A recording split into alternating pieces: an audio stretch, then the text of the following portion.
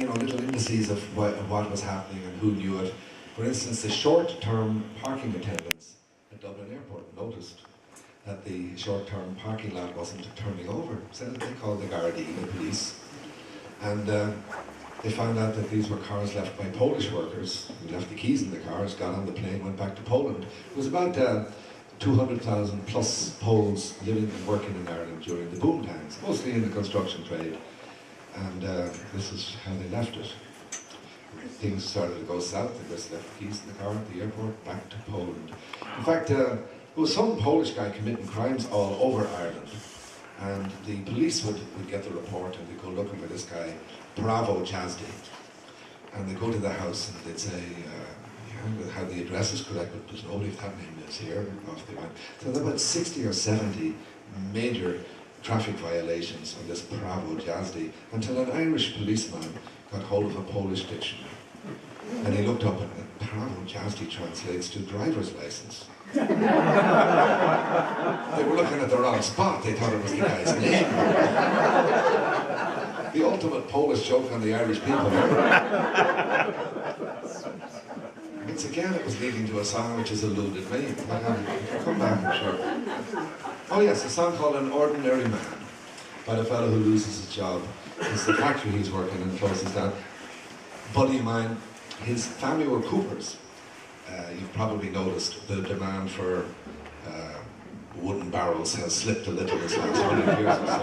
Anyway, so my friend Patty, his family has had this for several generations, and nowadays they pretty much make gigantic barrels to put in front of banks and insurance companies and so forth.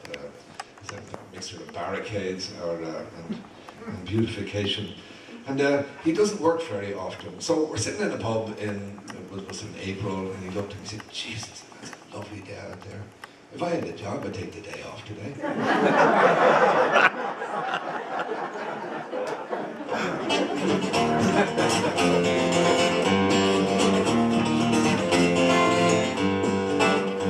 I'm an ordinary man, nothing special, nothing grand, and I've had to work for everything I own.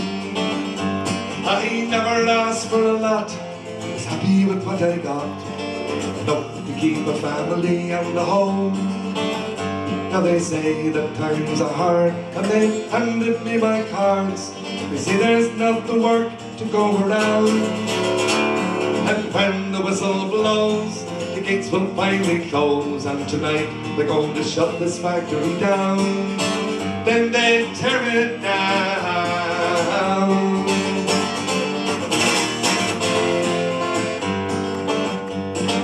Never missed a day, I went on strike for better pay.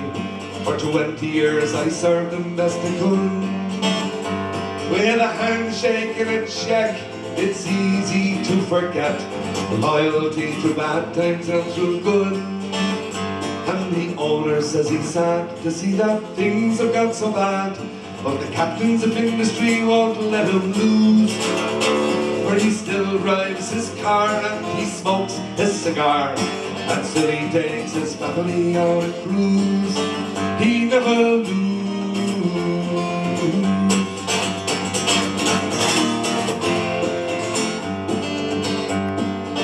It seems to me such a cruel irony. He's richer now than ever he was before, and now my check is spent, I can't afford the rent. But there's one law for the rich, one for the poor. Every day I try to salvage some of my pride, to find some work so I might pay my way. But everywhere I go, the answer's always no. There's no work for anyone here today. No work today.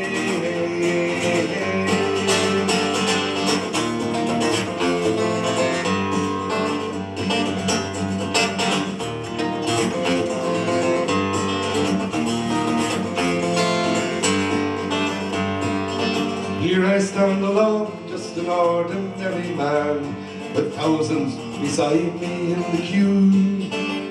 And I've watched me darling wife trying to make the best of life. God knows what the kids are going to do. Now we are faced with this awful waste. A generation swept aside, and as long as I live, I never will forgive how they stripped me of my dignity and pride. They stripped me bare.